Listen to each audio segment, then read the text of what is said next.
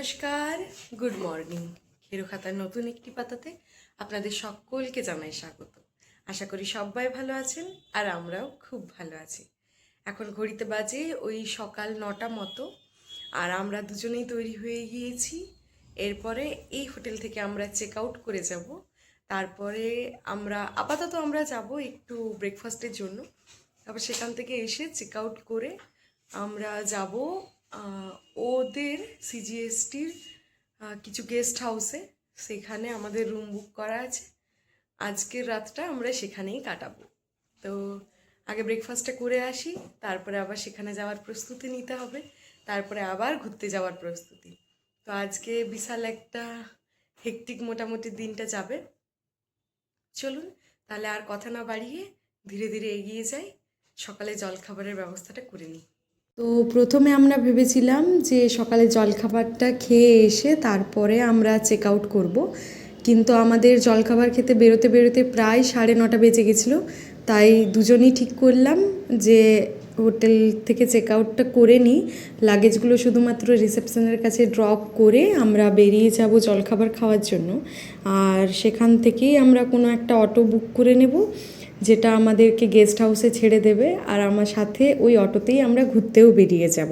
তো চলুন, বেশি দূরে যাব না, গতকাল রাত্রে আমরা যেখানে খাবার খেতে গেছিলাম সেখানেই আমরা যাব।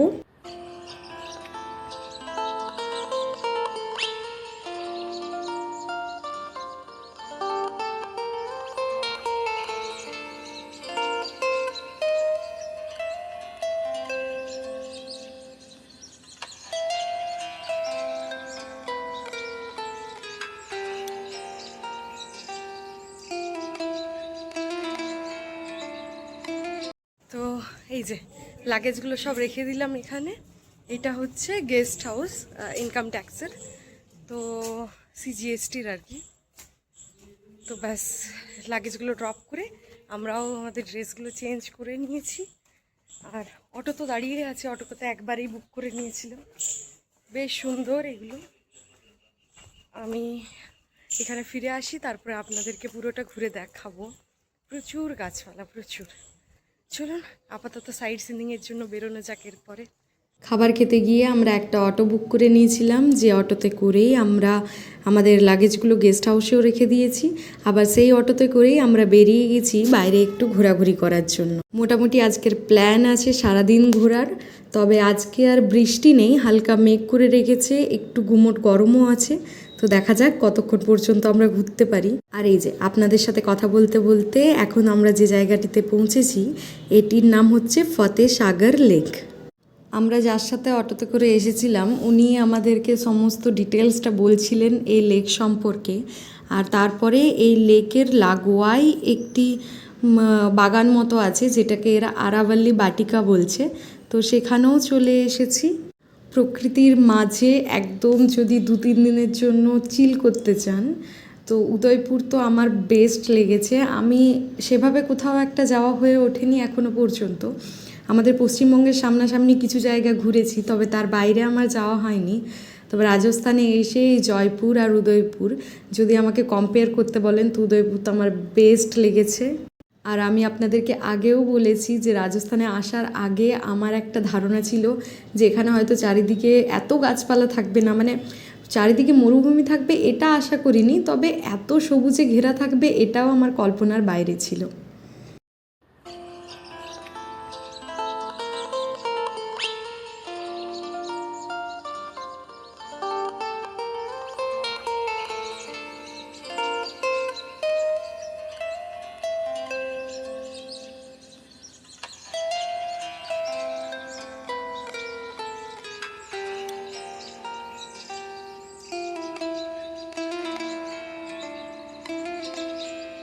আমরা যে বাগানটাতে ঘুরছি এটার নাম হচ্ছে আরাভাল্লি বাটিকা। অসম্ভব ভালো লাগছে, মানে চারপাশে গ্রিনারি গ্রিনারি। আর মানে কি গাছ নেই এখানে। হনুমান, ওই দেখুন কতগুলো হনুমান বসে আছে।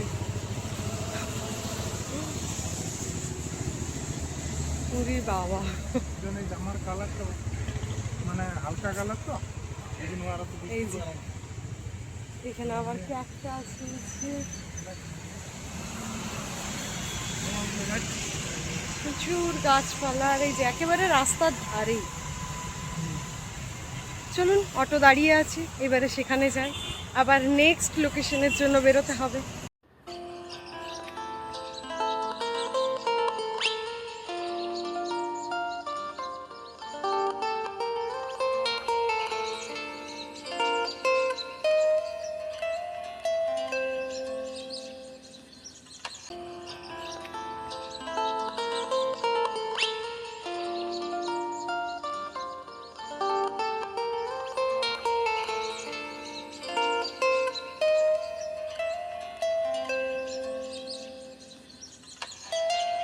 দুটো জায়গা ঘোরার পরে আমরা চলে এসেছি আমাদের তৃতীয় নাম্বার জায়গাতে, যেটি হচ্ছে Rajasthan traditional folk dance and cultural programme. এটি রাজস্থানের ট্রেডিশনাল আর ফোক ডান্স বা কালচার সম্পর্কে একটি 1 ঘন্টার শো ছিল, যেটির টিকিট আগের থেকে বুক করা যায় কিনা তা সম্পর্কে আমার জানা নেই, তবে আমরা কিন্তু ওখানে গিয়েই টিকিটটি বুক করেছিলাম।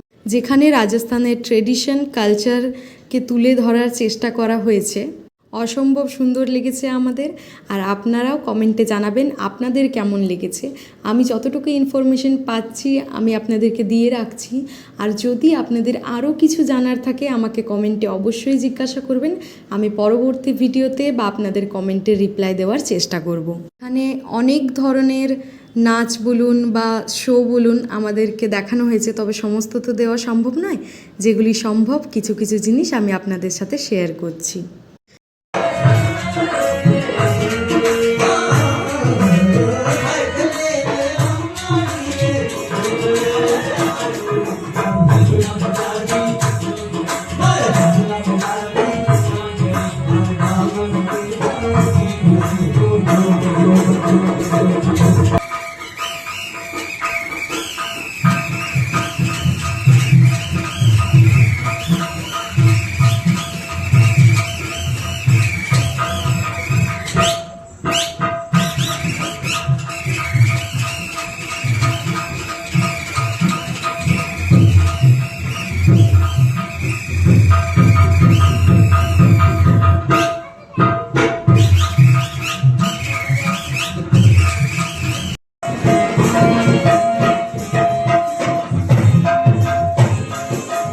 देखिए ध्यान से हम गरबा ओ पंछीरा पंछीरा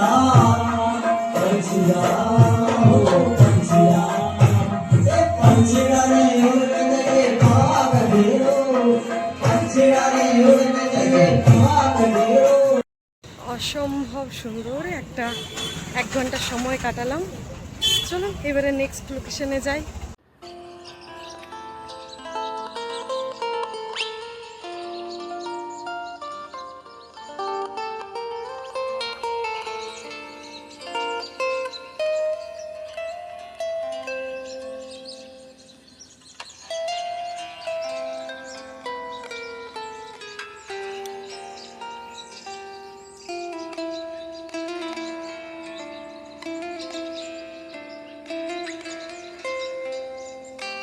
কালচারাল প্রোগ্রাম দেখে এখন আমরা চলে এসেছি একটি পার্কে। এই পার্কটি খুব একটি বড় নয়, তবে মাঝখানটাতে একটা জলাশয় মতো করা রয়েছে, যেখানটাতে অনেকগুলো সেলফ কন্ট্রোলিং বোট নামানো রয়েছে। ওগুলো দেখে আমাদের দুজনেরই ইচ্ছা হলো একবার তাতে চড়ার, আর সেই মতো করে পার্কের ভেতরে গিয়ে আমরা টিকিট কেটে এখন চলে এসেছি ওই বোটটির মধ্যে। চলুন এখন কিছুক্ষণ এখানেই একটু ঘোরাঘুরি করি, তারপরে আবার বেরোবো অন্য কোনো একটা জায়গার জন্য।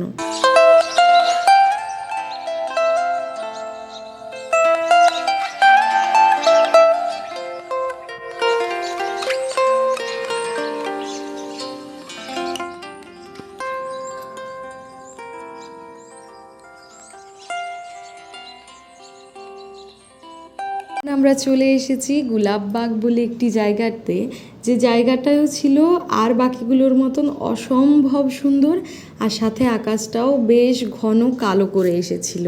আমরা তখনও পর্যন্ত জানতাম না যে এটি আমাদের আজকের শেষ লোকেশন, কারণ আরও ঘোরার প্ল্যান ছিল, কিন্তু হঠাৎ করেই আর শরীরটা নিচ্ছিল না।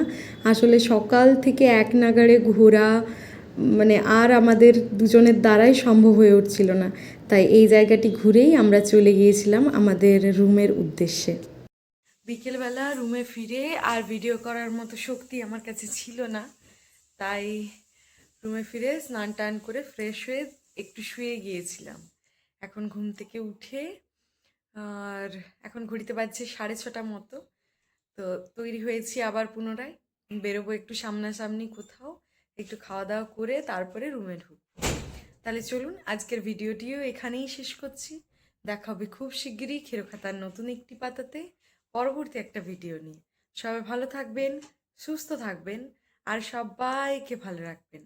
আর ভিডিওটি ভালো লাগলে অবশ্যই লাইক কমেন্ট শেয়ার করতে ভুলবেন না। আর খেরোখাতার পাতাতে নতুন হয়ে থাকলে চ্যানেলটি অবশ্যই সাবস্ক্রাইব করে নিন, যাতে পরবর্তী ভিডিওটি সব থেকে প্রথমে আপনার কাছে পৌঁছায়। টাটা।